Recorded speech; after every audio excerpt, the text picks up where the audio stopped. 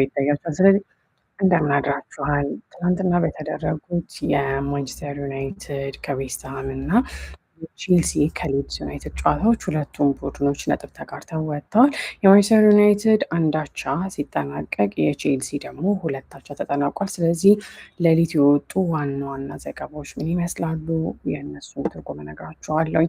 ከማንቸስተር ዩናይትድ ነው የምንጀምረው። እንግዲህ በጉጉት ሲጠበቅ የነበረው ነገር ፀጉሩን ይቆረጣል የተባለው ልጅ አለ አይደለም? ማንቸስተር ዩናይትዶች ትላንትና ዌስትሃምን አሸንፈው ከዛ በኋላ ልጁ ፀጉሩን ይቆረጣል ተብሎ ሲጠበቅ ነበር። በነገራችን ላይ ዩናይትዶች ከሜዳቸው ውጭ ነው ጨዋታውን ያደረጉት። በዌስትሃሞች ሜዳ ነበረ ጨዋታውን ያደረጉት። ለማንኛውም ትላንትና ማንቸስተር ዩናይትዶች ጨዋታውን ማሸነፍ ስላልቻሉ እንደውም 1-0 ሲመሩ ነበረ። ቶማስ ሱሼክ እንደዛ ነው የምንለው። ለማንኛውም እሱ ለዌስትሃም በ50ኛው ደቂቃ የመሪነቱን ጎል አስቆጥሮ ነበረ። ከዛ በኋላ ቤንጃሚን ሼሽኮ ማንቸስተር ዩናይትዶች በቃ ተሸንፈው ሊወጡ ነው ሲባል በ96ኛው ደቂቃ የአቻነቱን ጎል አስቆጥሮ ቢያንስ ማንቸስተር ዩናይትዶች አልተሸነፉም ማለት ነው። ስለዚህ ቢያንስ በካሪክ በተከታታይ 4 ጨዋታ የማሸነፋቸውን ጉዞ ቢገታም ቢያንስ ሽንፈትን ትላንትና አላስተናገዱ። ሌላኛው ነገር ደግሞ ያው እንደነገርኳችሁ በቤንጃሚን ሼሽኮ 96ኛው ደቂቃ ላይ አቻ እንዲሆኑ አድርጓቸዋል። ከዛ በተጨማሪ ወደ ሮይተርስ እንሄዳለን ማለት ነው። የሮይተርስ ዘገባ ምንድን ነው የሚለን? ሼሽኮ የዌስትሃሞችን ልብ ሰበረ ነው የሚለው። ምክንያቱም ዌስትሃሞች በሜዳቸው ማንቸስተር ዩናይትድን ሲያስተናግዱ ያው አሸንፈናል ብለው ጠብቀው ነበረ። ጨዋታው ሊጠናቀቅ ሲል በ96ኛው ደቂቃ ላይ ነው እንግዲህ ማንቸስተር ዩናይትዶች አቻነቱን ጎል ያስቆጠሩት። ስለዚህ ሼሽኮ ብሬክስ ዌስትሃም ሃርትስ ቱ ሬስኪው ፖይንት ፎር ማንቸስተር ዩናይትድ። ማንቸስተር ዩናይትዶች ነጥብ እንዲያገኙ የዌስትሃሞችን ልብ እንደሰበረ ነው የሮይተርስ አርዕስተ ዜና የሚነግረን። ስለዚህ ሱሼክ እሱ ዌስትሃሞችን ልክ የሁለተኛው አጋማሽ እንደተጀመረ አካባቢ መሪ ያደረጋቸው፣ ሼሽኮ ደግሞ በተጨማሪ ደቂቃው 6ኛ ደቂቃ ላይ አቻ አደረጋቸው። ስለዚህ በአሁኑ ሰዓት ላይ ማንቸስተር ዩናይትዶች የቻምፒየንስ ሊግ አደናቸው ነው የሚለው። ማን ዩናይትድ ስቴይ ፎርዝ ኢን ሃንድ ፎር ቻምፒየንስ ሊግ ፕሌስ። ስለዚህ ወደ ቻምፒየንስ ሊጉ ለማለፍ በቀጣይ ዓመት ማንቸስተር ዩናይትዶች አሁንም አራተኛ ደረጃ ላይ እንደሚገኙ ነው የሚገልጸው ማለት ነው። ስለዚህ ማይክል ካሪክ ከጨዋታ በኋላ ለቲኤንቲ ስፖርት ምን ብሎ ነው የተናገረው? ትንሽ አዝነናል ነው ያለው። አይ ቲንክ ዊ ወር አ ሊትል ዲስአፖይንትድ ሲመስለኝ ትንሽ አዝነናል። ያው በውጤቱ ነው እየገለጸ ያለው። and we were definitely not at our best። ምርጥ የሚባል አቋማችን በእርግጥ አልነበርንም እና ያ ትንሽ አስጨንቆኛል ወይም ደግሞ ትንሽ ስጋት ውስጥ ከቶኛል የሚለው I'm a little frustrated at that በማለት ነው እንግዲህ ያሁኑ የማንቸስተር ዩናይትድ አሰልጣኝ ማይክል ካሪክ ለቲኤንቲ ስፖርት የተናገረው። ማይክል ካሪክ ሲቀጥል ምንድን ነው ያለው? የትናንትናው ጨዋታ ዌስትሃም ሜዳ ላይ የተካሄደው። ስለዚህ እዚህ መጥቶ መጫወት ከባድ ነው፣ ኢትስ ታፍ ፕሌስ ቱ ካም በማለት ነው የገለጸው። እና እሱ ምንድነው ከዛ በተጨማሪ የተናገረው መልስ ማግኘት አልቻልንም ነበረ። we did not have that sharpness to find the answers። ስለዚህ ሻርፕነስ እንዳልነበራቸውም እያወራ ነው። ከዛ ግን ቡድኑ በድጋሚ ጥሩ የሚባል መንፈስ እንዳለ እና በስተመጨረሻ ደግሞ ነጥብ ይዘው ወደ ቀጣዩ ጨዋታ እንደሚያተኩሩ ነው የገለጸው ማይክል ካሪክ ከጨዋታ በኋላ ማለት ነው። we will take the point and move on በማለት ነው የተናገረው። ስለዚህ ያው ማንቸስተር ዩናይትዶች ትላንትና ጥሩ ሁኔታ ላይ ነበሩ። ማይክል ካሪክ ከዛ በተጨማሪ ልክ ያቻነቱ ጎል ከመጣ በኋላ ከጨዋታ በኋላ ምንድን ነው የተናገረው? ተጫዋቾቹ ከመሸነፍ ቢያንስ ነጥብ ይዘው ስለወጡ ሙገሳ ይገባቸዋል በማለት ነው የገለጸው። እንግዲህ ስለዚህ ማይክል ካሪክ የማንቸስተር ዩናይትድ ተጫዋቾችን ምስጋና ይገባቸዋል ብለዋል። ወይም ደግሞ ለሰሩት ስራ መደነቅ ይገባቸዋል ወይም ይህን ስራ ስላደረጉ ክሬዲት ይገባቸዋል በማለት እየገለጸ ነው። እና በቡድን ውስጥ እንደዚህ አይነት ነገር ሲኖር መልካም ነው ብሎ ነው የገለጸው። እና የትላንትናውን ጨዋታ ማንቸስተር ዩናይትዶች ባያሸንፉም ከዚህ ጨዋታ የምንወስዳቸው መልካም ነገሮች አሉ ብሎ ነው የተናገረው። ሁሉንም ጨዋታ ማሸነፍ አይቻልም ብሏል ማይክል ካሪክ። እዚህ መተን ምንም አይነት ነጥብ ሳንይዝ መሄድ አንፈልግም ነበር ብሎ ነው እንግዲህ ከጨዋታ በኋላ የተናገረው ማይክል ካሪክ። ያ እንደ ሮይተርስ ዘገባ ነው። የማንቸስተር ዩናይትድን ጨዋታ በተመለከተ ወደ ቶክ ስፖርት በምንሄድበት ጊዜ ያው ፀጉሩን ስላልተቆረጠው ልጅ ነው አሁንም በብዛት እየተወራ ያለው። ቶክ ስፖርት ማርስተ ዜና ያደረገው ቫይራል ማንቸስተር ዩናይትድ ፋንስ 500 day wait for haircut continues as clubs fourth game winning streak comes to an end። ስለዚህ ማንቸስተር ዩናይትዶች በተከታታይ 5 ጨዋታ ካሸነፉ ነው ፀጉሬን የምቆረጠው ብሎ ነበር ይሄ ልጅ። ከዛ ግን ትናንትና ነበር የሚቆረጠው። እናም ይህ የማንቸስተር ዩናይትድ ደጋፊ እንግዲህ ፀጉሩን ካልተቆረጠ አሁን 500ኛ ቀን ሆኖታል እና ማንቸስተር ዩናይትዶች በተከታታይ 5 ጨዋታ እስካላሸነፉ ድረስ አልቆረጥም ብሏል። ትናንትና ፀጉር ቤት ሄዶ ሲጠብቅ ነበረ ማንቸስተር ዩናይትዶች ያሸንፋሉ፣ ዛሬ ፀጉሬን እቆረጣለሁ ብሎ። ስለዚህ የቶክ ስፖርት ሄድላይን ወይም አርዕስተ ዜና ያተኮረው እሱ ነው። የማይክል ካሪክ የማሸነፍ ጅማሮ በማንቸስተር ዩናይትድ ቤቱ ትላንትና ተገቷል ነው የሚለው። ኢት ሃዝ ካም ቱ አ ክራሺንግ ሃልት በማለት ነው እየተናገረ ያለው። ስለዚህ ቀይ ሰይጣኖቹ ትላንትና 5ኛ ድላቸውን በዌስትሃም እንደተከለከሉ ነው የሚገልጸው። ማክሰኞ ማታ ባደረጉት ጨዋታ ማለት ነው። ስለዚህ ያው ትላንትና ለንደን ላይ ተጉዘው በለንደን ስቴዲየም ዌስትሃምን ከገጠሙ በኋላ ነጥብ ተጋርተው መውጣት ብቻ ነበር የነበራቸው እድል ብሎ ነው ያወራው። ስለ ማይክል ካሪክ በሚያወራበት ጊዜ ያው ትላንትና ለጥቂት የፕሪሚየር ሊጉን እንግዲህ በማይክል ካሪክ አሰልጣኝነት ስር የፕሪሚየር ሊጉ የመጀመሪያ ሽንፈታቸውን ለጥቂት ሊያስተናግዱ ነበረ። ነገር ግን ቤንጃሚን ሼሽኮ ኢኳላይዘሩ ወይም ደግሞ ያቻነቱን ጎል በተጨማሪ ደቂቃ 6ኛ ደቂቃው ላይ ባያገባ ኖሮ ብሎ ነው የቶክ ስፖርት ዘገባ የሚገልጸው። ለማንኛውም መረረም ለማንቸስተር ዩናይትድ ደጋፊዎች በጣም ደስ የሚለው ዜና ምንድን ነው? ማንቸስተር ዩናይትዶች ቢያንስ በ9 ባለፉት ጨዋታዎች አልተሸነፉም ማለት ነው። ስለዚህ ይሄ ያ ግን የማይክል ካሪክን ብቻ ሳይሆን የሩበን አሞሪምንም የአሰልጣኝነት ዘመን እሱንም ጠቅሶ እንደሆነ እዚህ ጋር ለማስታወስ ሞክሯል። ለማንኛውም የማንቸስተር ዩናይትድ ደጋፊ አሁንም ቢሆን ፀጉሩን አልተቆረጠም። ትላንትና ላይቭ ስትሪም ሲያደርግ ነበረ ዩቲዩብ ላይ የማንቸስተር ዩናይትድን ውጤት እያየ ማለት ነው። ሊትራሊ ፀጉሩን ለመቆረጥ ተዘጋጅቶ ነበር። እስካሁን እንግዲህ እሱ አልተሳካም። መቼ እንደሚሆን አብረን የምናየው ነገር ነው የሚሆነው። ከቶክ ስፖርት ወጥተን ወደ ደሳን እንሄዳለን። ስለዚህ ደሳን ትኩረት ያደረገው የማንቸስተር ዩናይትድን መልካም የሚባለውን ማይክል ካሪክ ልክ ቅድም እንደነገርኳችሁ ከዚህ ጨዋታ የምንወስዳቸው መልካም ነገሮች አሉ ብሏል አይደለ? ልክ እንደዛ እዚህ ጋም ደሳን ለማተኮር የፈለገው እዛ ላይ ነው። ማንቸስተር ዩናይትዶች ትላንትና በነገራችን ላይ ሻ ጎሉ ለመግባቱ ደብል ሚስቴክ ሁለት ስህተት ነው የሰራው በማለት ነው እየገለጸ ያለው። ዳሎ ደግሞ በደጋፊዎች ምንድነው ተቃውሞ ሲቀርብበት ነበረ። ማጓየር ደግሞ ኳስን ሲቀማ ነበር የሚል አርዕስተ ዜና ነው እዚህ ጋር ደሳን የዘገበው።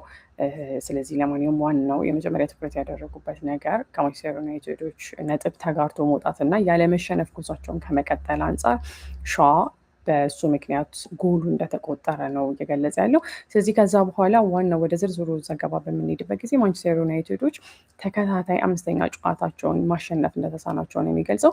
የማይክል ካሪኩ ቡድን አሁንም አልተሸነፈም። ነገር ግን ትላንትና አንዷን ነጥብ ከዌስትሃም ነጥቆ ለመውጣት ወይም ሰርቆ ለመውጣት ነው የሚሉት ስቲል ፖይንት ከነሱ እስከ መጨረሻው ደቂቃ ድረስ እንደጠበቁ ነው እንግዲህ የዘገባ የሚገልጸው። ወደ ቁጥሮች በምንሄድበት ጊዜ ማንቸስተር ዩናይትዶች ትላንትና 9 የጎል ሙከራዎች አድርገው ነበረ። ከ9 ሙከራዎች 3ቱ ኢላማቸውን የጠበቁ ነበረ። የተመለሱባቸው ወይም ደግሞ ብሎክ የተደረጉባቸው የጎል ሙከራዎች 2 ነበሩ። የኳስ ቁጥጥሩ ማንቸስተር ዩናይትድ በትላንትናው በጣም የበላይ ነበር። 65% የኳስ ቁጥጥር በማንቸስተር ዩናይትድ ስር ሲሆን 35% ደግሞ በዌስትሃም ዩናይትድ ተጫዋቾች ስር ነበረ። ማንቸስተር ዩናይትዶች 616 ኳሶችን ፓስ አድርገዋል ወይም ተቀባብለዋል። ከነዚህ ኳሶች ውስጥ ኮምፕሊትድ የሆኑት ወይም ደግሞ የተሳኩት በማንቸስተር ዩናይትድ ከ616 542 የሚሆኑት ናቸው። ወደ ዌስትሃም በምንሄድበት ጊዜ 327 ኳሶችን ተቀባብለው 260 የሚሆኑት የተሳኩ ነበሩ። ማንቸስተር ዩናይትዶች 19 ጊዜ ታክል አድርገዋል ወይም ደግሞ ተጫዋቾች ሸርሰት ብለው ገብተዋል።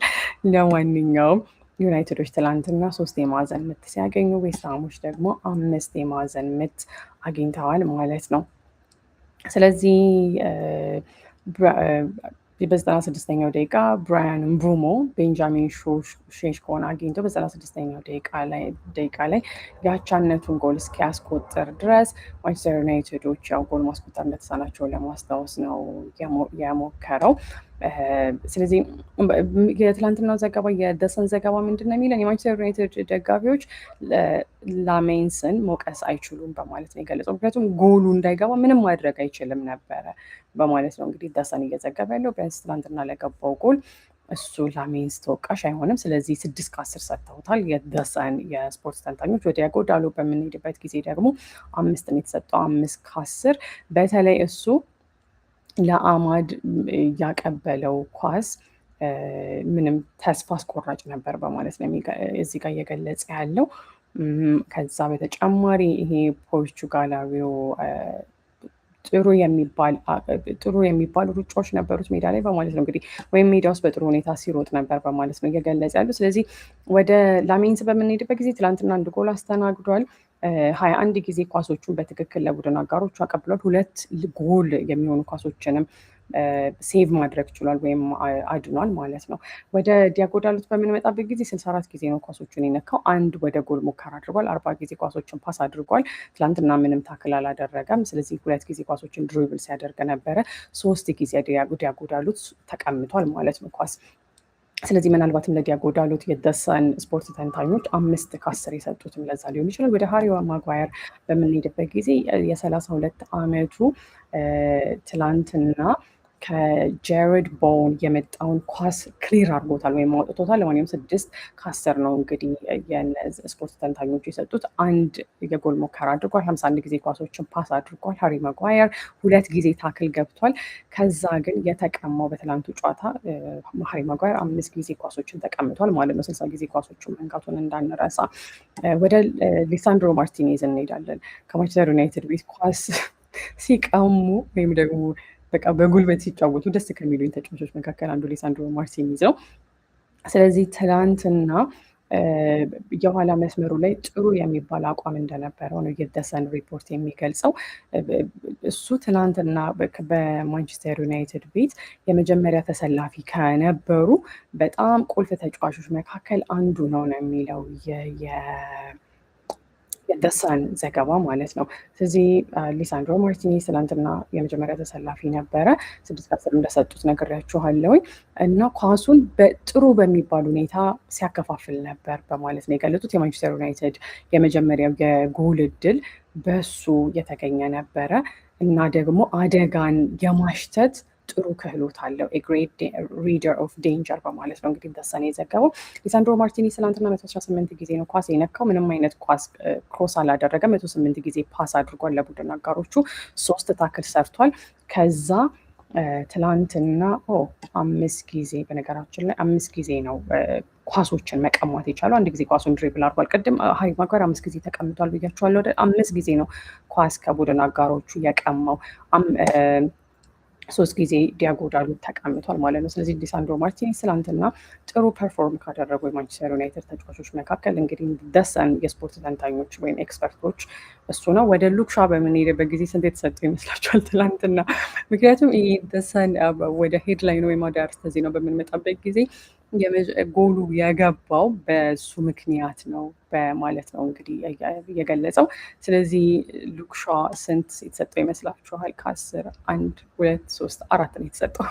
ስለዚህ የእንግሊዙ ፉል ባክ ትላንትና ያው ለዌስትሃም የመክፈቻ ጎል እሱን የሚወቀሰው በማለት ነው እዚህ ጋር እየገለጹ ያሉት። ምክንያቱም ከሶሴክ ወይም ደግሞ የዌስትሃምን የመጀመሪያ ጎል ካገባው ተጫዋች ጋር እሱ የሚሰራውን ነገር ሚስጀጅ አድርጎታል፣ ወይም ደግሞ በደንብ መገመት ነገሮችን ፕሪዲክት ማድረግ አለመቻሉን ነው እየገለጸ ያለው። ስለዚህ ትናንትና ያው የጎሉ በሱ ስህተት ቢገባም የተወሰኑ ጥሩ ስራዎችን እንደሰራም ነው እዚህ ጋር ለመግለጽ የፈለጉት። ስለዚህ ትናንትና ሉክሻ 81 ጊዜ ኳሶቹን ነክቷል። 5 ጊዜ ክሮስ አድርጓል ወይም ኳስ አሻግሯል። ከዛ በተጨማሪ 59 ጊዜ ፓስ ማድረግ ችሏል። 2 ታክል ገብቷል። 1 ደግሞ የጎል ሙከራ አድርጓል ማለት ነው። ወደ ካሰሚሮ በምንመጣበት ጊዜ ካሰሚሮን 6 ከ10 ነው የሰጡት። ስለዚህ ካሰሚሮ ያው አሁን በክረምቱ የዝውውር መስኮት ማንቸስተር ዩናይትድ ለቆ ይሄዳል ተብሎ እየተጠበቀ አይደለ። ስለዚህ ትናንትና የእሱ አስተዋጽኦ በቂ ነበረ በማለት ነው እንግዲህ የደሰን ሪፖርት እየገለጸልን ያለው ካሰሚሮን አስመልክቶ ማለት ነው። ስለዚህ ካሰሚሮ ያደረገው ነገር ኢት ዋዝ ኢነፍ በማለት ነው ይህ ዘገባ የሚገልጸው። ነገር ግን ጠንካራ የሚባል አይደለም። ዋው ካሴሚሮ የሚባል አይነት አቋም እንዳሳየ ነው የሚገልጸው። በት ላክድ ኮንቪክሽን ልክ ከዚህ በፊት የምናየው ካሴሚሮ አለ አይደለ? እሱን ትላንትና እንዳላየነው ነው እንግዲህ እየገለጸ ያለው። 91 ጊዜ ኳሶቹን ነክቷል፣ 3 ክሮስ አድርጓል፣ 67 ፓስ አድርጓል። ከዛ ደግሞ 4 ጊዜ ታክል ገብቷል። ምንም አይነት የጎል ሙከራ አላደረግም። ወደ ኮቢ ሜይኖ በምንመጣበት ጊዜ ደግሞ ኮቢ ሜይኖ 6/10 ነው የተሰጠው። ስለዚህ ትናንትና ልክ ከስፐርስ ጋር ከ3 ቀናት በፊት እንዳሳየው የሚያስደስት ፐርፎርማንስ ወይም ደግሞ ዳዝሊንግ ፐርፎርማንስ ነው ያለው ከስፐርስ ጋር የነበረውን የኮቢ ሜይኖን አቋም ማለት ነው። ልክ እንደዚ አይነት አቋም ትላንትና ወይም ፐርፎርማንስ አላሳየም በማለት ነው የገለጸው። ትላንትና የፊት መስመሮቹ ላይ ጥሩ ነበረ የ21 ዓመቱ ተጫዋች። ነገር ግን ወደፊት ሲሄድ ያው ኳሱን ይዞ መግባት እንዳልቻለ ነው እየገለጹ ያሉት። ከዛ በተጨማሪ ደግሞ ሱሴክ እሱ የመጀመሪያውን ጎል ሲያገባ ለዌስትሃም ሜይኖ ፊት ሆኖ እንደነበረ ነው የገለጸው። ስለዚህ ኮቢ ሜይኖ 82 ጊዜ ኳሶቹን ነክቷል፣ 1 ታክል አድርጓል። ምንም አይነት የጎል ሙከራ አላደረገም። ትላንትና 1 ድሪብል አድርጓል። ስለዚህ 1 ኳስ ክሮስ ማድረግ ችሏል ማለት ነው። ብሩኖ ፈርናንዴዝ በምንሄድበት ጊዜ ምንድነው የሚለው የደሰን ዘገባ ማንቸስተር ዩናይትዶችን ከጉድ የሚያወጣቸው ተጫዋች ቢኖር አንድ ብቸኛ ተጫዋች ነው ያለው፣ እሱም ብሩኖ ፈርናንዴዝ ነው። በዚህ ጊዜ ግን አንበሉ ያንን ማድረግ አልቻለም በማለት ነው የገልጸው። ምክንያቱም ትላንትና ማንቸስተር ዩናይትዶች አቻ ቢወጡም ባይሸነፉም አሸንፈው መውጣት አልቻሉም ማለት ነው። ስለዚህ የአቻነቱ ጎል በሼሽኮ ከመግባቱ በፊት ብሩኖ ፈርናንዴዝ ማንቸስተር ዩናይትዶችን አቻ የማድረግ እድል ነበረው፣ ነገር ግን ያንን ሳይጠቀምበት ቀርቷል በማለት ነው የገለጸው። በተለይ ከዌስትሃሞች ጋር በነበረው ጨዋታ ትላንትና ብዙ ክፍተት ቦታዎችን አግኝቶ ነበረ። ነገር ግን የእሱን የእግር ኳስ ጭንቅላት ወይም ማስተሳሰብ ቡድኖቹ ማች ማድረግ ወይም ከሱ ጋር አንድ ላይ መጣጣም እንዳልቻሉ ነው የደሰን ሪፖርት እየገለጸ ያለው ማለት ነው። ስለዚህ ሂከረን ኤክስትሪም ስለዚህ ለማንኛውም 6/10 ሰጥቶታል። ወደ አማድ እንሄዳለን። 5/10 ተሰጥቶታል አማድ ትላንትና። ከዛ በተጨማሪ ለብቻው ነበረ በቀኝ በኩል የነበረው በማለት ነው የገለጸው። እና በተለይ በመጀመሪያው አጋማሽ ላይ ይህ የ23 ዓመቱ ተጫዋች አማድ ኳስ አግኝቷል ማለት ራሱ አይቻልም በማለት ነው የገለጹት። ቡሞ ጋር እንመጣለን። ቡሞ ሌላ በማንቸስተር ዩናይትድ ቤት በጣም ደስ ከሚሉኝ ተጫዋቾች መካከል አንዱ ነው። አርሰናል ላይ ጎል አግብቶ ቢያበሳጨንም አሁን አርሰናልን ዋንጫ እንዲበላ ስለሚፈልግ ማለት ነው። ስለዚህ ቡሞ ትናንትና 6/10 ተሰጥቶታል። 7 የተሰጠው የለም አይደለ በደሰን ኤክስፐርቶች። ስለዚህ ትላንትና በተለይ ከዋን-ቢሳካ ጋር ሲታገል ነበር ብሎ ነው የገለጸው። እና ዋን-ቢሳካ ደግሞ በፕሪሚየር ሊጉ አሉ ከሚባሉ በተለይ ዋን-ኦን-ዋን ዲፌንደርስ አንድ ለአንድ የሚፋለሙት አሉ አይደለ? ከሱ ጋር ትላንትና ሲፋለም ነበርና በዛ ኢምፕሬስድ መሆናቸውን ወይም በዛ ደስተኛ መሆናቸውን ነው እንግዲህ የደሰን ኤክስፐርቶች ከዚህ የምንረዳው። ከዛ ያው ትላንትና ግን የማንቸስተር ዩናይትድ ተጫዋቾች በተለይ የፊት መስመሩ መናበብ እንዳልቻሉ ነው። እና እዚህ ጋም ለምሳሌ ከአማድ ጋር አንድ ላይ እነሱ ተቀናጅተው ትላንትና መጫወት እንዳልቻሉ ነው እየዘገበ ያለው። 1 ጎል አሲስት ማድረግ ችሏል ብራያን ምቡሞ፣ ምክንያቱም የሼሽኮ ጎል እድሜ ለሱ ስለተቆጠረ 4 ጊዜ ክሮስ ማድረግ ችሏል። 4 ኳስ ተቀምቷል ትላንትና ምቡሞ በጨዋታው 1 ታክል አድርጓል። 36 ጊዜ ደግሞ ኳሶችን ፓስ ማድረግ ችሏል። ወደ ማቲያስ ኩኒያ እንሄዳለን። ብራዚላዊው ትናንትና መሀል ላይ ነው የጀመረው በድጋሚ ልክ ከፉልሃም ጋር ካስቆጠረው ጎል በኋላ በማለት ነው የገለጸው። እናም ከፈርናንዴዝ ጋር ብዙ ጊዜ አንድ ላይ ተቀናጅቶ ውጤታማ ሆኖ የተጫወተ ተጫዋች ነው። ነገር ግን ኩኒያን፣ ቡሞን እና ፈርናንዴዝን ትላንትና ማይክል ካሪክ ሮቴት ማድረጉ ያው ውጤታማ ሳይሆኑ መውጣት እንደቻሉ ነው እየገለጸ ያለው። ሌሎች ተቀይረው ከገቡ ተጫዋቾች መካከል ሌኒ ዮሮ በማጓየር 37ኛው ደቂቃ ላይ ተቀይሮ ገብቶ ነበር። 6/10 ነው የተሰጠው።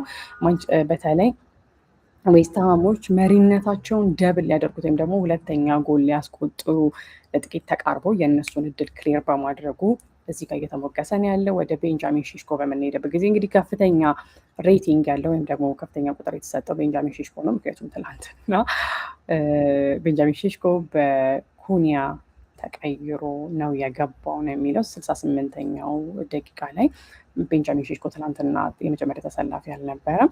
ስለዚህ በሱ ተቀይሮ ገብቶ ጎሉንም ስላስቆጠረ 7/10 ሰጥተውታል ማለት ነው። ስለዚህ በተለይ ምርጥ የሚባል አጨራረስ ነበረ ትናንትና ከቤንጃሚን ሼሽኮ የተገኘው። በሁለተኛ ተቀይሮ ከገባ በኋላ እና በተለይ በተጨማሪ ደቂቃ ካስቆጠራቸው ጎሎች መካከል ሁለተኛው ጎሉ ነው የትላንትናው በማለት ነው ሊያስታውሰን የሞከረው። ጆሹዋ ዘርክዚ ደግሞ በዳሉት 84ኛው ደቂቃ ላይ ተቀይሮ ገብቶ ነበር። 5/10 ነው የተሰጠው እና ከፈርናንዴዝ የተሻገረለትን ኳስ ዝም ብሎ በጣም በርቀት ከጎሉ በራቀ መልኩ ስለሞከረው ሊሆን ይችላል 5/10 የተሰጠው። ስለዚህ የማንቸስተር ዩናይትዶች የተጫዋቾች ሬቲንግ እንደ ደሰን ዘገባ ከሆነ ይህንን ይመስላል ማለት ነው። ከዛ በተጨማሪ ደግሞ ስለተሻረውም ጎል ቶክ ስፖርት በሌላኛው ዘገባው ያወራል።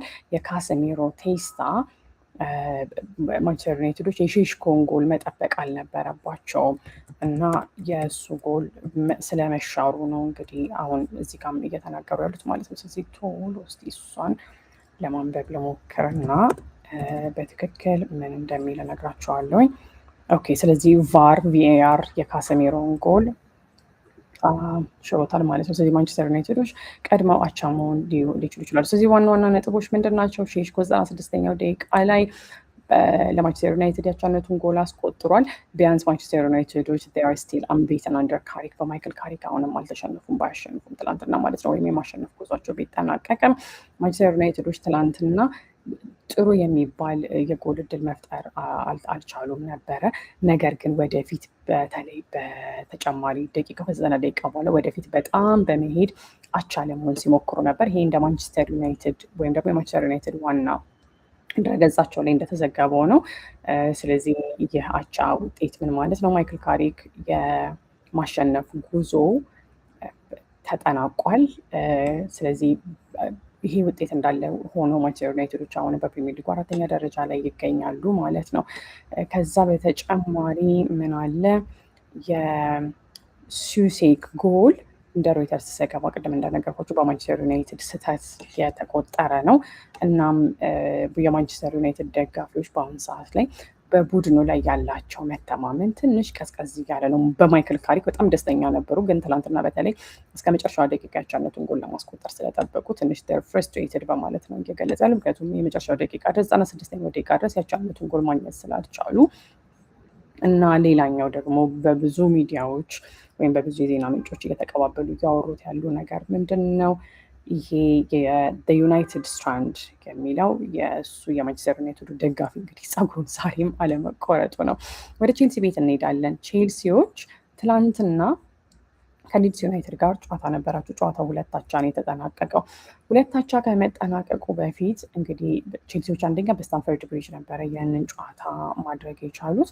በስታንፈርድ ብሪጅ ይህን ጨዋታ ካደረጉ በኋላ እንግዲህ ሪፖርቶች እንደሚነግሩን ከሆነ 2-0 መሪነታቸውን ነው ያመለጣቸው በማለት ነው እየገለጹ። ስለዚህ በሊያም ሮሲኒየርም አመራር የቼልሲ አቋም እንግዲህ በተለይ ዘላቂ የሚባል አቋም ላይ እንዳሉ ነው የሚገልጸው። ምክንያቱም ዣኦ ፔድሮ በ4ኛው ደቂቃ ላይ የመጀመሪያውን ጎል አገባ። ኮል ፓልመር በድጋሚ ፍጹም ቅጣት ምት በማግባት 2-0 ሲመሩ ነበረ። ከዛ ግን ወዲያው ሉካስ ሜቻ እሱ 67ኛው ደቂቃ ላይ በድጋሚ ፍጹም ቅጣት ምት አገባ። ኖዋ ኦካፎር እሱ 73ኛው ደቂቃ ላይ የሊድስ ዩናይትዱ ተጫዋች ሊድሶችን አቻ ያደረጋቸው። ስለዚህ ቼልሲዎች በአሁኑ ሰዓት ላይ በ44 ነጥብ 5ኛ ደረጃ ላይ ይገኛሉ። ዩናይትዶች በ45 ነጥብ 4ኛ ደረጃ ላይ ነው የሚገኙት። ስለዚህ የቼልሲ ደጋፊዎች ፍርስትሬት ማድረጋቸውን የመጨነቃቸውን ነው እንግዲህ ሮይተርስ እየዘገበ ያለው።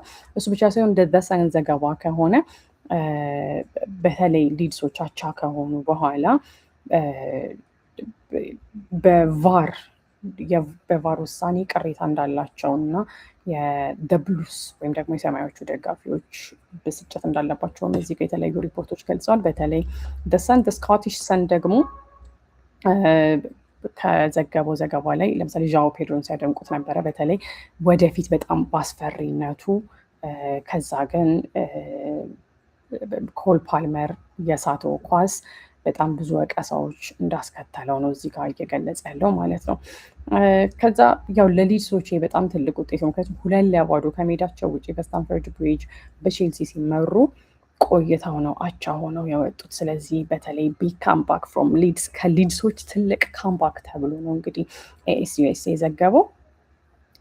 ሊድስ ዩናይትዶች እንግዲህ ትናንትና ቁልፍ የሚባሉ ተጫዋቾቻቸውን በህመምና በጉዳት ምክንያት ራሱ አጥተዋል። ስለዚህ ዋና ቁልፍ ተጫዋቾቻቸው ሜዳ ውስጥ እንኳን አልነበሩም። ይህ እንግዲህ እንደ ፕሪሚየር ሊግ .com ዘገባ ነው። እንደዛም ሆኖ ግን ትናንትና የሚገባቸውን አንድ ነጥብ ነው ይዘው ከስታንፈርድ ብሪጅ የሄዱት ብሎ ነው እንግዲህ ፕሪሚየር ሊግ .com የዘገበው። ይሄ ምን ማለት ነው? ሰማያዊዎቹ ዘንድሮ እንግዲህ ከአርሰናል በ17 ነጥብ ነው የሚርቁት በማለት ነው እዚህ ጋር እየገለጸ ያለው። አርሰናሎች በ56 ነጥብ ሊጉን ይመራሉ። ቼልሲዎች ደግሞ በ44 ነጥብ ሊጉን እየመሩ ነው ያሉት። ስለዚህ በአጠቃላይ ባጭሩ ቼልሲዎች ትናንትና በተለይ 2-0 መሪነታቸውን አሳልፈው መስጠታቸው የሚያበሳጭ ነገር ነው እንግዲህ እየገለጹ ያሉት። ቼልሲዎች የጨዋታው የበላይ ነበሩ ከሊድሶች በጣም በተሻለ ሁኔታ። ነገር ግን ያንን የበላይነት ወደ ድል መቀየር አልቻሉም ነው የሚለው የኦፓ አናሊስት ዘገባ ማለት ነው። ኮል ፓልመር በተለይ በተጨማሪ ደቂቃ ምርጥ ጎልደን ስቶፔጅ ታይም ቻንስ ምርጥ የሚባል የጎል እድል ነበረው።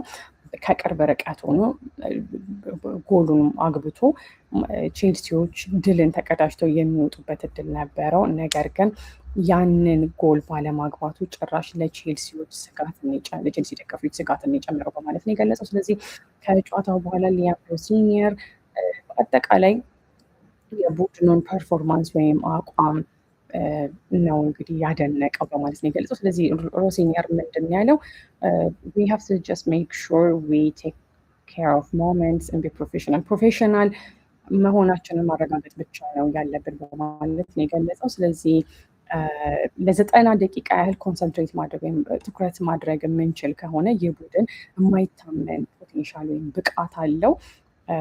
እንግዲህ በጨዋታው 90% በሚሆኑት ጊዜያት የተመለከትነው ነገር ነው በማለት ነው የገለጸው። ስለዚህ ሮሲኒየር የሚገርመው ነገር 2 ጎል በ5 ደቂቃዎች ውስጥ ማስቆጠር ችለን ነበረ።